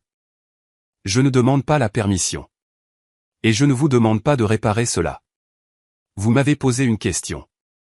J'y ai répondu. Si la famille veut résoudre cela, c'est vendredi, au bureau de Laura, avec des documents. Serena, je t'aime, papa, ai-je dit. Mais j'ai fini de parler à travers les murs. J'ai terminé l'appel. L'eau dans l'évier était devenue froide. J'ai séché lentement mes mains et je suis resté là dans la cuisine silencieuse pendant un long moment. Ce qui m'a frappé n'était pas la colère. C'était la tristesse. Le son d'un homme de 59 ans réalisant que la fille qui disait la vérité depuis le début était celle à laquelle il n'avait pas écouté pendant des décennies. Jeudi matin, l'assistante de Laura a envoyé l'invitation de réunion formelle au bureau de Michael Turner. La réunion aurait lieu vendredi à 14 h dans la salle de conférence de Laura. Participants, Serena Dubois, Nicole Dubois, Steven Dubois, Ashley Dubois, Laura Bennett, Michael Turner. Avant la réunion, Laura et moi avons examiné les règles. Si je devais m'asseoir en face de toute ma famille pour la première fois depuis le message vocal, l'émotion ne pouvait pas contrôler la pièce. La structure devait le faire. Règle 1, pas de cri. Si quelqu'un élevait la voix, la réunion se terminerait immédiatement. Ce n'était pas une dispute familiale dans une cuisine. C'était une discussion professionnelle. Règle 2, chaque affirmation nécessitait une documentation. N'importe qui pouvait dire ce qu'il voulait dans cette pièce. Mais s'ils voulaient que leurs mots comptent, ils avaient besoin de preuves derrière eux. Du papier. Règle 3 était simple. Je présenterai en premier mon calendrier, ma documentation, mes preuves. Aucune interruption. Les questions viendraient après. Michael Turner a accepté les 3 règles en 1 heure. Il n'a contesté aucune d'entre elles. Cela m'a dit quelque chose d'important. Ses clientes avaient besoin de moi bien plus que j'avais besoin d'elles. Elles avaient besoin de ma signature, de mes paiements, de ma coopération. Sans ces choses, elles étaient confrontées à un refinancement gelé, à une police d'assurance annulée, à une fiducie bloquée, et à une hypothèque qu'elles ne pouvaient pas supporter seules. Alors, j'ai préparé mon dossier de la même manière que je prépare un portefeuille client, organisé, étiqueté, dévastateur. Onglet 1, le tableur. 147 000 € de contribution totale. Onglet 2, la signature falsifiée placée à côté de ma signature authentique. Onglet 3, la piste de mai montrant les modifications non autorisées d'Ashley sur le compte bancaire conjoint. Onglet 4, la chronologie, modification de l'acte, changement de mail, message vocal, retrait du chat de groupe familial, chaque événement daté, chaque action documentée. Et glissé à l'intérieur de la couverture arrière, scellée dans une petite enveloppe, se trouvait une clé USB contenant l'enregistrement. Je n'avais toujours pas décidé si je le jouerais. Cela dépendait entièrement de ce qui se passerait dans la pièce, de savoir si Ashley dirait la vérité, ou si elle suivrait son scénario habituel. Ce soir-là, Daniel Brox m'a envoyé un SMS, prête pour demain. J'ai répondu, dossier emballé, main stable. Il a répondu 1 minute plus tard. Tu ne leur dois pas d'explication. Ils te la doivent. Va la chercher. J. Ai mis mon réveil à 6 heures du matin, préparé mes vêtements et je me suis forcé à boire une tisane à la camomille. Quelque chose que je déteste, mais quelqu'un m'avait dit une fois que cela aidait à calmer les nerfs. La tisane n'a pas aidé. Le dossier sur ma table de nuit, oui. Vendredi 14 h. Salle de conférence de Laura Bennett, 3e étage de la maison de ville. Parois de verre, une longue table en noyer, 6 chaises en cuir, une image d'eau que personne ne toucherait. Je suis arrivé 10 minutes en avance et j'ai posé mon dossier sur la table, alignant soigneusement les bords. Laura s'est assise à ma gauche, ordinateur portable ouvert, bloc-notes prêt. Nous n'avons parlé ni l'une ni l'autre. La pièce sentait légèrement le toner d'imprimante et la solution de nettoyage au citron. À 13h58, la porte s'est ouverte. Maman Nicole Dubois est entrée la première, chemisier bleu marine, menton levé, son sac à main pressé contre son côté comme une armure. Elle m'a regardé pendant exactement 1 seconde, pas mon visage, mais le dossier. Puis elle a traversé la pièce et s'est assise dans la chaise la plus éloignée sans dire un mot. Papa Steven Dubois est entré derrière elle. Polo gris, main dans les poches. Il m'a jeté un coup d'œil et quelque chose a traversé son expression. Pas tout à fait la culpabilité, pas tout à fait la honte, quelque chose entre les deux. Il s'est assis à côté de maman et a croisé les mains sur la table. Puis Ashley est entrée en dernier. Cette partie était délibérée. Elle portait un cardigan rose pâle sur un chemisier blanc. Ses yeux étaient rouges sur les bords, récemment frottés. Peut-être de vraies larmes, peut-être de fausses. Sa lèvre inférieure tremblait légèrement, la même expression qu'elle avait perfectionnée à l'école primaire. Elle a rapproché sa chaise de celle de maman et a tendu la main pour prendre la sienne sous la table. La performance était impeccable. Si vous ne connaissiez pas le scénario, vous auriez pensé qu'elle était la victime ici. Michael Turner est entré derrière elle, costume gris, poignée de main ferme avec Laura, un bref hochement de tête dans ma direction. Il a pris place au bout de la table, positionné entre les deux côtés, techniquement neutre, pratiquement inutile. Laura a ouvert la réunion. Merci à tous d'être venus. Cette réunion existe pour aborder les questions financières et juridiques survenues ces dernières semaines. Comme convenu précédemment, Serena Dubois présentera en premier. Elle ne sera pas interrompue. J'ai ouvert le dossier. Puis j'ai levé les yeux. Pour la première fois depuis que ce message vocal avait essayé de m'effacer de la famille, j'ai croisé les yeux de ma mère. Je vais commencer, ai-je dit, par un chiffre. J'ai glissé le tableur au centre de la table. 5 copies, une pour chaque personne, une pour le dossier. 147 000 €. J'ai laissé le chiffre flotter dans l'air. Personne n'a bougé. Cela, ai-je dit calmement, est ce que j'ai contribué à cette famille au cours des 6 dernières années. J'ai tapoté la page. Paiements hypothécaires pour la maison d'Ardmore, 68 400 €. Leur régime d'assurance maladie privée, 21 000 €. Le prêt auto d'Ashley, 6 200 €. Dépenses d'urgence, factures médicales, réparation de toit, acompte de caution, soins dentaires, le reste. J'ai marqué une pause. Chaque paiement est documenté. Date, montant, relevé bancaire. Tout est sur cette feuille. Les yeux de maman se sont lentement déplacés vers le bas de la page. Je l'ai regardé lire comme on lit un rapport médical inattendu. Ceci, ai-je dit doucement. C'est ce que j'ai donné, pas en tant que seul, pas à cause d'un contrat, simplement parce que je croyais que c'était ce que signifiait la famille. Maman a ouvert la bouche pour parler. Laura a levé un seul doigt. Calme, ferme. Madame Dubois, vous aurez votre occasion. J'ai retiré le document suivant du dossier. 2 pages côte à côte. Je les ai posées sur la table et je les ai tournées pour que tout le monde puisse voir clairement. À gauche, ai-je dit, se trouve ma signature du contrat hypothécaire original signé il y a 3 ans. J'ai tapoté la 2e page. À droite se trouve une signature soumise sur une modification d'acte demandant mon retrait du titre de propriété. J. Et marqué une pause. Je n'ai pas signé ce formulaire. Je ne l'ai pas autorisé et je ne savais pas qu'il existait jusqu'à ce que je le découvre dans mon email après avoir été retiré de cette famille par message vocal. Michael Turner s'est penché, examinant attentivement les 2 signatures, sa mâchoire se contractant. Le document, ai-je continué, a été soumis électroniquement par Ashley Dubois, répertoriée comme représentante familiale autorisée. J'ai laissé la phrase suivante atterrir lentement. 3 jours avant le message vocal. La pièce a changé. Aucun bruit, juste une pression dans l'air. La main de papa s'est portée à son front. Turner s'est penché en arrière lentement dans sa chaise. La poignée d'Ashley sur la main de maman sous la table s'est resserrée. Et maman. Maman a regardé les documents, puis moi. Puis finalement, pour la première fois depuis qu'elle était entrée dans la pièce, elle s'est tournée vers Ashley. Qu'est-ce que c'est? Elle dit que quelqu'un a falsifié ma signature, ai-je dit calmement. Pour retirer ma propriété d'une maison que j'ai payée. Je n'ai pas dit qu'il avait fait. Je n'avais pas besoin de le faire. Tous les yeux dans la pièce s'étaient déjà tournés vers Ashley. Ashley a lâché la main de maman. Ce n'est pas. C'est insensé, a-t-elle dit rapidement. Sa voix s'est élevée pendant qu'elle parlait. Serena fait ce qu'elle fait toujours. Elle tord les choses. Elle manipule la situation pour se faire passer pour la victime parce qu'elle ne peut pas accepter que nous. Je n'ai pas élevé la voix. Ashley, juste un mot. Plat. Calme. Cela a coupé sa phrase comme une lame à travers le papier.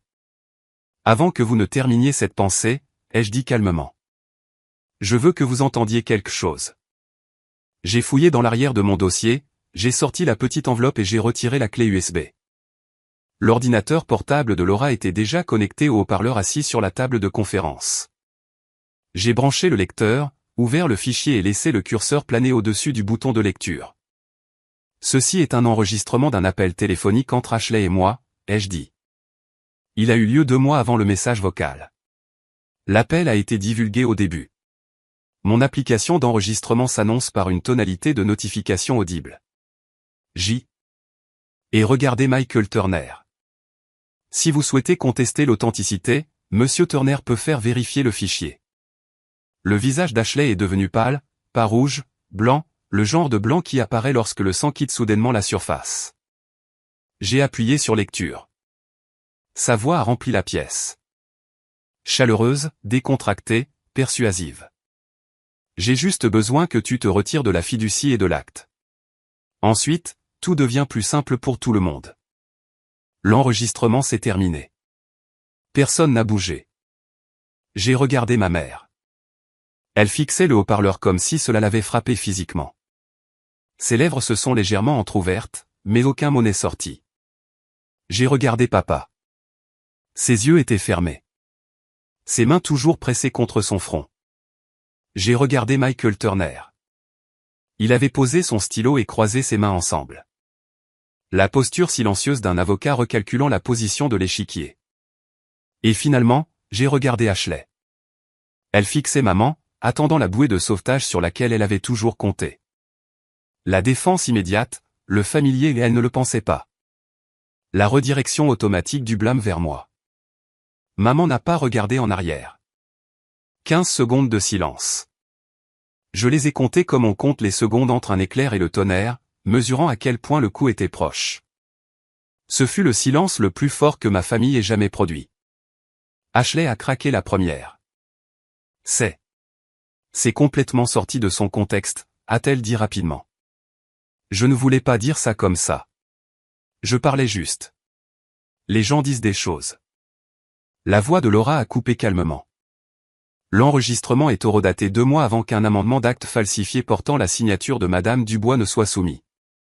Je dirais que le contexte est extrêmement clair. Ashley s'est tournée vers maman à nouveau. Sa lèvre tremblait. Peut-être de vraies larmes cette fois. Peut-être pas. Maman, tu me crois, n'est-ce pas? Elle tord tout. Elle fait toujours ça. Nicole Dubois n'a pas regardé sa fille cadette. Elle fixait le tableur devant elle, la colonne intitulée E total, le chiffre en bas représentant 6 années de vie de sa fille aînée convertie en euros. 6 années payées sans un seul merci. Elle n'a rien dit.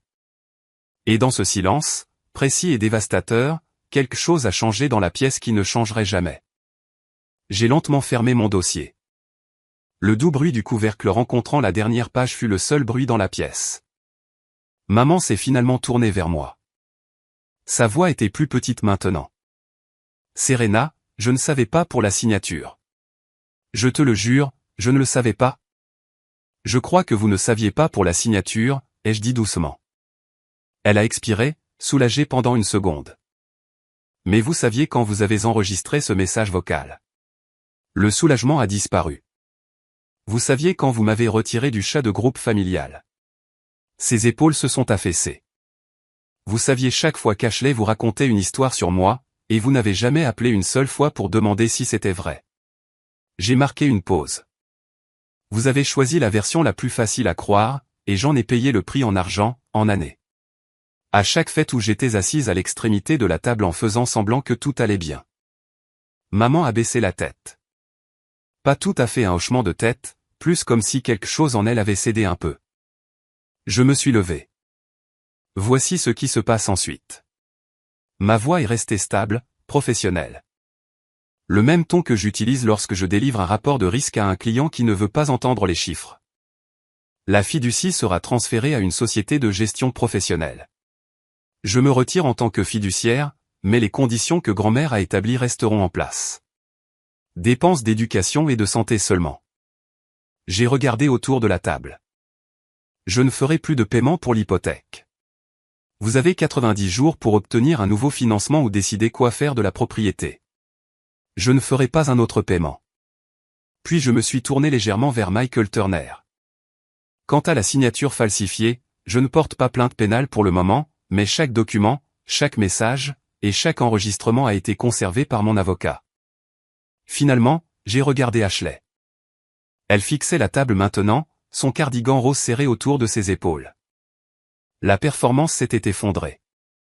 Ce qui restait ressemblait plus à quelque chose de réel. Ashley, ai-je dit doucement. Je ne te déteste pas, mais je ne te fais pas confiance. Et je n'ai pas besoin de le faire. J'ai ramassé mon dossier, j'ai fait un signe de tête à Laura et je me suis dirigé vers la porte. La voix de papa m'a arrêté. Serena. Elle a craqué quand il a dit mon nom. J'ai marqué une pause avec ma main sur la poignée, mais je ne me suis pas retourné. 90 jours, papa, ai-je dit. Utilisez-les judicieusement. La porte s'est fermée derrière moi avec un petit clic. Mes talons ont résonné dans le couloir, stable, sans hâte. Je n'ai pas regardé en arrière, pas parce que j'étais en colère, parce qu'il n'y avait rien derrière moi que je n'avais déjà dit. En marchant vers ma voiture, je me suis brièvement demandé si j'aurais dû gérer cela différemment, si j'aurais dû être plus douce, si j'aurais dû essayer une conversation de plus avant de tout démanteler. Une petite partie de moi voulait toujours croire qu'une seule conversation honnête aurait pu tout arranger. Mais chaque conversation de ces 6 dernières années s'était terminée de la même manière, moi m'excusant pour le mensonge de quelqu'un d'autre. Auriez-vous leur donné une autre chance? Ou seriez-vous sorti de cette pièce exactement comme moi? Dites-le moi. Je veux vraiment savoir. 72 heures après la réunion, tout a commencé à tomber exactement là où la gravité le disait. La maison est arrivée en premier. Sans moi comme co-emprunteuse, le refinancement familial était définitivement mort. La banque a envoyé un avis formel peu de temps après. Nicole Dubois avait 90 jours pour soit reprendre les paiements hypothécaires complets par elle-même, soit trouver un nouveau co-emprunteur avec un crédit acceptable, soit faire face au début des procédures de saisie. Son score de crédit ne pouvait pas supporter le prêt à lui seul. Pas même de loin. En une semaine après la réunion, la fiducie familiale d'Éléonore Dubois a été transférée à une société fiduciaire agréée à Philadelphie. Chaque euro a été comptabilisé. Chaque retrait futur nécessiterait désormais un examen indépendant pour confirmer qu'il suivait les conditions que ma grand-mère avait établies. Éducation, dépenses médicales, rien d'autre. Ashley ne pouvait plus charmer, pleurer ou falsifier son chemin près de cet argent. La situation de l'assurance a suivi. 30 jours après mon avis d'annulation, la couverture maladie de mes parents a pris fin. D'ici jeudi de cette semaine-là, maman était au téléphone avec le marché de l'assurance apprenant ce que l'assurance coûte réellement lorsque quelqu'un d'autre ne paie pas la facture. Presque le double de ce que j'avais couvert. 10 jours après la réunion, Michael Turner s'est officiellement retiré en tant qu'avocat de la famille Dubois. Sa lettre citait des divergences factuelles irréconciliables, un langage juridique poli pour une vérité plus simple. Votre fille a commis une fraude et vous ne l'avez pas divulguée. Ils étaient maintenant sans conseil juridique. Pendant ce temps, le récit social qu'Ashley avait soigneusement construit en ligne a commencé à se fissurer. Patricia Collins, la sœur de maman, l'a appelé après la réunion et a commencé à poser des questions inconfortables. Un cousin du côté de papa m'a envoyé un SMS directement. J'ai entendu quelque chose à propos de documents falsifiés. Est-ce vrai? Je n'ai pas répondu. Je n'en avais pas besoin. Les faits faisaient déjà leur propre tournée de presse. Rien de ce qui s'est passé n'était une vengeance. Je veux être clair à ce sujet. Je n'ai pas conçu leur effondrement. Je me suis simplement retiré d'une structure qui n'avait tenu que parce que j'étais celle qui la soutenait. Une fois que j'ai lâché prise, elle s'est comportée comme n'importe quelle structure non soutenue, elle s'est effondrée, non pas parce que je l'ai poussée, mais parce qu'elle n'avait jamais été construite pour se tenir seule. 3 semaines après la réunion, un dimanche après-midi tranquille, j'étais assise sur mon canapé en train de lire un vrai livre, page papier, pas d'écran, quand mon téléphone a sonné. Papa. Sa voix sonnait plus mince que d'habitude, tendue par trop de nuits sans sommeil. Serena, je voulais t'appeler. Salut, papa. Je veux te dire que je suis désolé. J'aurais dû le dire plus tôt. J'aurais dû poser des questions quand ta mère m'a envoyé ce message vocal. J'aurais dû regarder les papiers moi-même au lieu de supposer que quelqu'un d'autre s'en occupait. J'ai attendu parce qu'avec papa, les excuses arrivaient presque toujours avec un deuxième paragraphe. Mais chérie, y a-t-il une chance que tu puisses nous donner un peu plus de temps avec la maison? La voilà. Ta mère cherche des options, a-t-il poursuivi prudemment. Mais 90 jours, ce n'est pas beaucoup de temps. Si tu pouvais prolonger l'arrangement de co-emprunteur pour quelques mois de plus jusqu'à ce que nous trouvions une solution. Papa, il s'est arrêté. J'ai entendu les excuses, ai-je dit doucement. Et je l'apprécie. J'ai marqué une pause. Mais j'ai aussi entendu le mais. Vous n'appelez pas juste parce que vous êtes désolé. Vous appelez parce que la famille a de nouveau besoin de ma signature. Silence. Puis il a dit doucement, les deux, Serena. C'est les deux. Peut-être, ai-je répondu. Mais la réponse est toujours la même. Les 90 jours que je vous ai donnés lors de la réunion sont toujours valables. Rien ne change. Ta mère a peur de perdre la maison, a-t-il dit. Alors maman devrait parler à un conseiller financier, ai-je répondu. Pas à moi. Encore un long silence. Puis la partie qui m'a le plus touché, pas ces mots. Le son de son expiration. Un long soupir vaincu. Le soupir d'un homme qui savait qu'il demandait à la mauvaise fille de réparer un problème créé par l'autre et qui n'avait pas le courage de le dire à voix haute. Je comprends, a-t-il dit finalement. Papa, oui, je t'aime. Cela n'a pas changé. Mais aimer ne signifie pas que je me mets le feu pour garder quelqu'un d'autre au chaud. Plus maintenant. Il a terminé l'appel sans dire au revoir. Juste un clic silencieux, puis le silence. Le même silence abrupt qui avait répondu aux questions difficiles toute ma vie. J'ai posé le livre et j'ai fixé le plafond. Il s'était excusé et avait demandé une faveur dans le même souffle. Et le plus dur était que je croyais qu'il voulait dire les deux. Les excuses et la requête. Il ne comprenait tout simplement pas que l'un annulait l'autre. Ou peut-être le comprenait-il. Et cette possibilité était encore plus triste. 3 mois ont passé. Les feuilles ont disparu. Le premier gel est venu et est reparti. Philadelphie en janvier ressemblait exactement à ce qu'elle fait toujours, froide, grise, obstinément vivante. Un samedi matin, j'étais assise dans un café près de mon bureau. mon ordinateur portable était ouvert mais inactif pendant que je regardais les gens passer devant la fenêtre.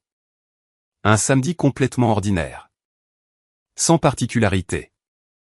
Et c'était le but.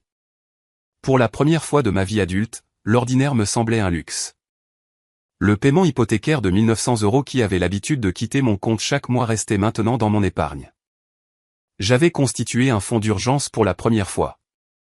Mes prêts étudiants rétrécissaient enfin plus vite que prévu. J'avais même réservé un vol pour Portland pour un long week-end en février, juste parce que je voulais voir l'océan. Je n'avais jamais réservé de voyage simplement parce que je le voulais avant.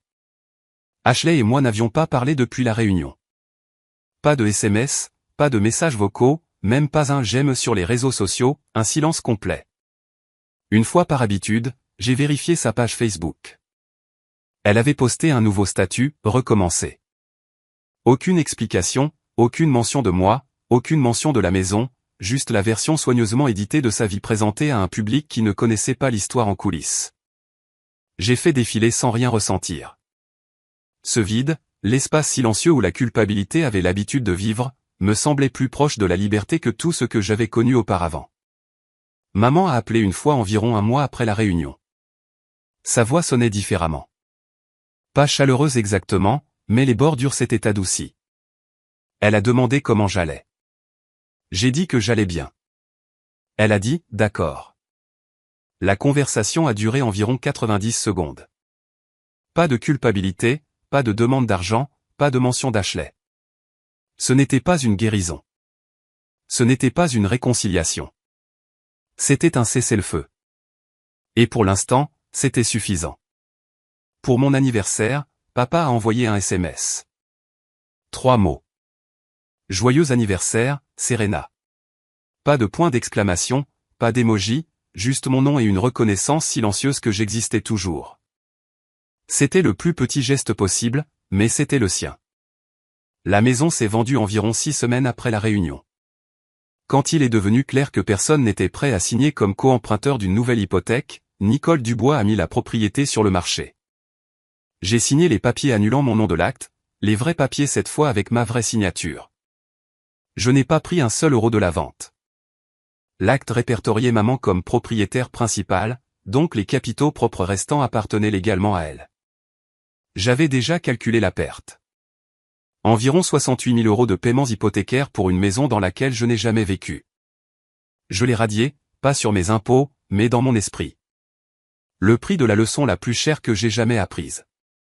Cet après-midi-là, j'ai rencontré Daniel Brox pour un café. Il s'est assis en face de moi, a étudié mon visage une seconde, et a posé une seule question simple. « Comment te sens-tu » J'ai réfléchi attentivement avant de répondre. Plus légère, ai-je dit, comme si je déposais enfin quelque chose que je n'avais pas réalisé que je portais. Daniel a hoché la tête. Il n'a rien dit d'autre. Il n'en avait pas besoin. Pour la première fois en 6 ans, chaque euro que je gagnais m'appartenait. Pas de l'argent que je devais donner. Pas de l'argent que je sacrifiais pour prouver que je méritais une place dans une famille que je soutenais déjà financièrement. Juste le mien. Silencieusement, ordinairement, magnifiquement mien. Je ne raconte pas cette histoire pour que vous détestiez ma famille. Je la raconte parce que quelque part, en ce moment même, quelqu'un tient son téléphone et fixe une confirmation de transfert pour de l'argent qu'il ne peut pas vraiment se permettre d'envoyer. Et il se dit la même chose que je me suis dite pendant 6 ans. Ça va. Ils sont de la famille. C'est ce que fait la famille. Ashley n'est pas un monstre. C'est quelqu'un qui a appris tôt dans la vie que mentir pouvait être récompensé et que les larmes pouvaient ouvrir des portes. Personne ne l'a jamais forcé à faire face à une conséquence qui lui colle vraiment jusqu'à ce que cette conséquence porte mon nom et vienne avec un avocat. Ma mère n'est pas mauvaise. C'est une femme qui a bâti son identité autour du contrôle, autour du fait d'être le centre d'une famille qui suivait un scénario qu'elle avait écrit. Quand j'ai arrêté de jouer mon rôle, elle n'a pas su réagir autrement que par la pression. Ce message vocal n'était pas de la cruauté.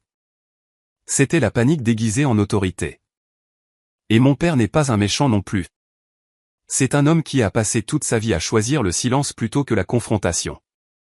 Un jour, il a réalisé que le silence aussi avait un prix. Il est encore en train d'apprendre cette leçon. J'espère qu'il y arrivera. Quant à moi, je suis la femme qui a finalement réalisé que le mot famille n'était pas un chèque en blanc. Aimer quelqu'un ne signifie pas financer sa vie pendant qu'il efface la vôtre. Les limites ne sont pas une punition.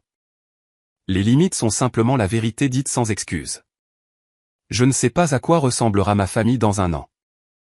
Je ne sais pas s'il y aura un dîner de Thanksgiving auquel j'assisterai ou un appel téléphonique qui me fera sentir chez moi à nouveau.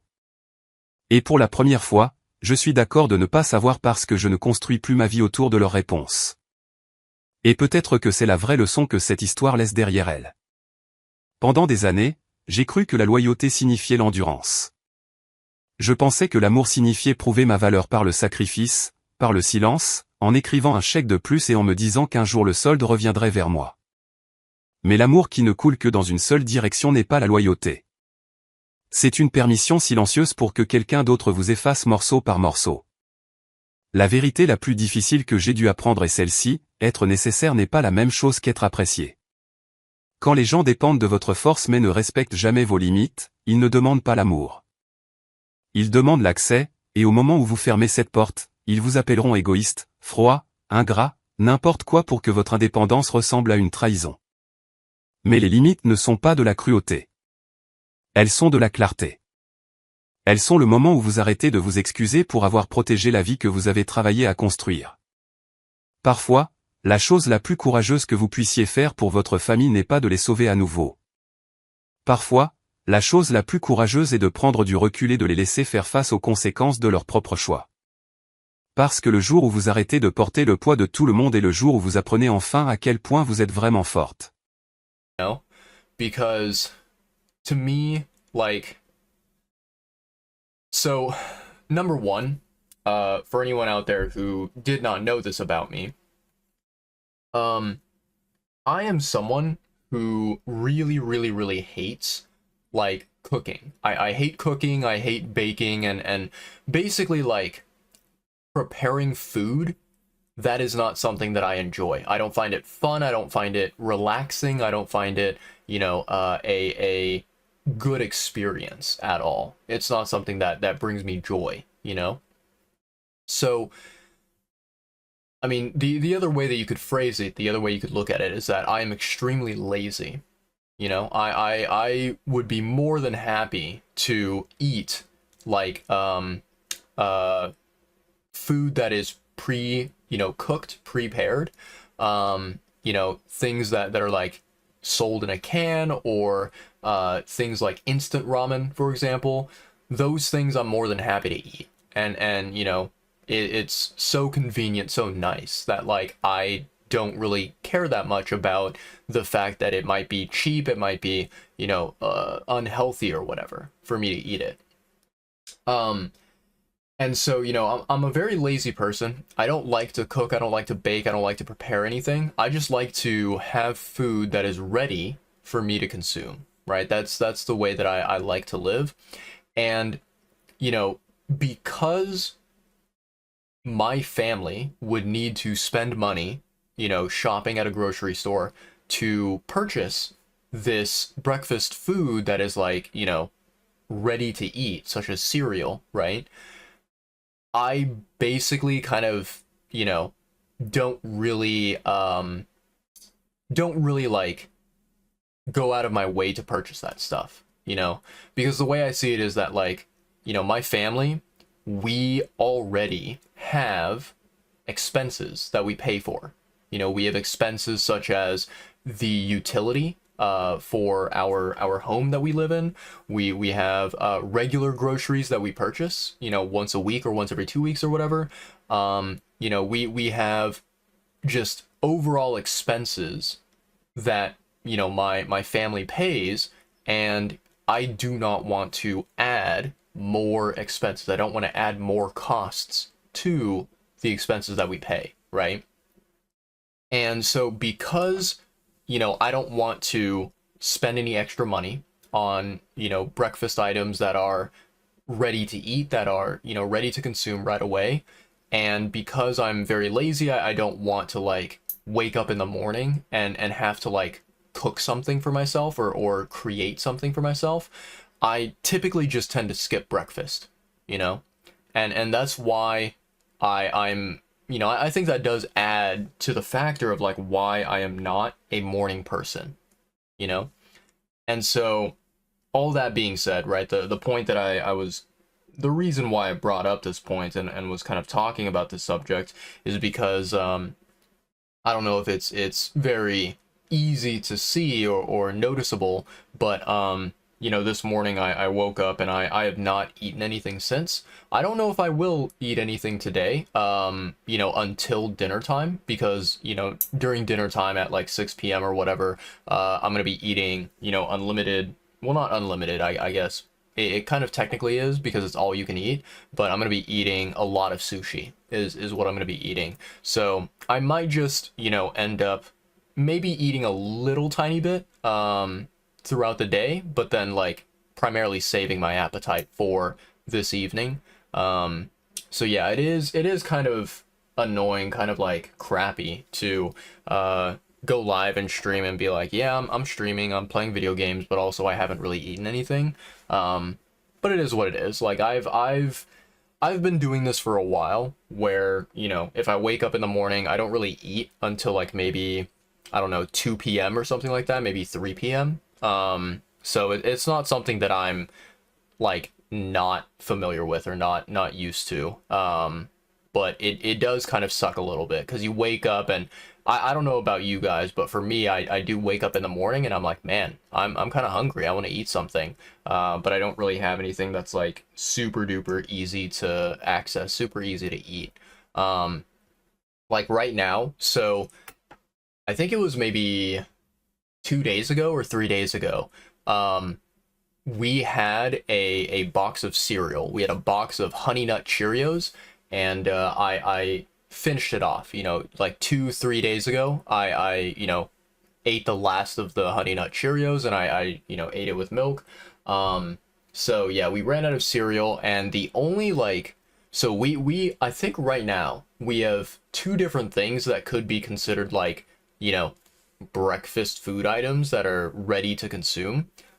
We have like this box of cereal that honestly, we bought this box of cereal, I think like a month ago or like several months ago. And the reason why I don't eat it is because it's like, it's one of those cereals that are kind of designed to be healthy, right? It's like those cereals that are like made out of wheat or some other like dumb, you know, ingredient that is like, oh, this ingredient is meant for people who are trying to eat healthy and are like on a diet or whatever, right? And they want to consume something that is beneficial for them in the morning or whatnot. I think if I'm not mistaken, I think the brand of cereal is called Life, which is one of those healthy brands, you know. And I don't really like that brand, and I don't really like that type of cereal. For me, I think that if I'm eating cereal, like I do know that this is unhealthy, of course. Like I know that this is not good for the human body, but for me, if I'm gonna be eating cereal in the morning, it needs to be like something that has like at least a little bit of sugar and flavoring. You know, it needs to be sweet. Otherwise, I'm not really gonna enjoy it that much. So yeah, that cereal that like my family bought, I am not eating it at all. I don't think that my brother is eating it either. And my mom, you know, my mom, she is kind of the type of person where she, you know, kind of wakes up in the morning and then, you know, kind of very, very shortly after she wakes up, she has to go to work because she doesn't want to be late. And so, you know, she doesn't really have time to like sit down and eat, you know, a bowl of cereal in the morning. She kind of has to rush to work every morning, you know. So yeah, we have that like box of cereal that I'm not gonna touch, and then the other thing that my family bought, and you know, I think one of the only reasons why my family bought this is because it was on sale, it was discounted.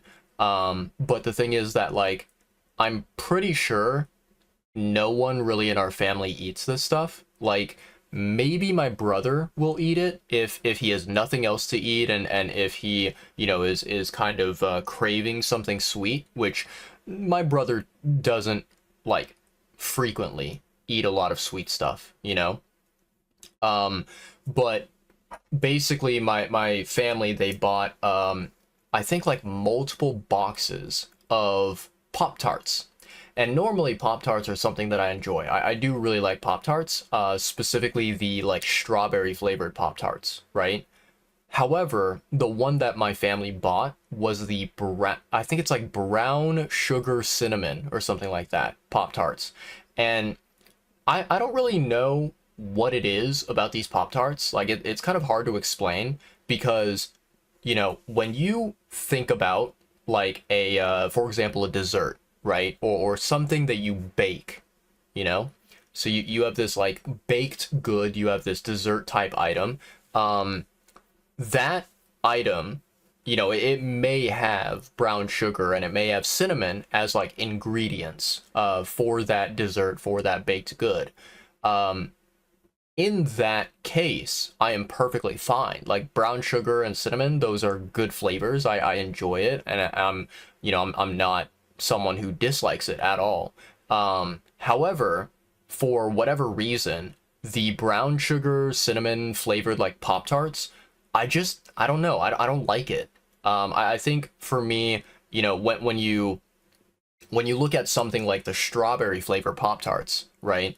The strawberry Pop Tarts, they are sweet. You know, they do have that sugary taste to them, but they also have that strawberry flavor. And strawberry flavor, it's like this fruity flavor that I really enjoy. Whereas when you eat something like brown sugar and cinnamon flavor, it literally just tastes like sugar. That's all it is. Like there's no fruitiness to it. There's no other, you know, type of unique flavor. It's just sugar. That's all it is. And to me, that's like I think that's very plain and very boring, you know. I would say in general, if there is something that does not have a unique flavor to it and all it tastes like is just sugar, I'm like, no thanks. Like I'm not really, you know, a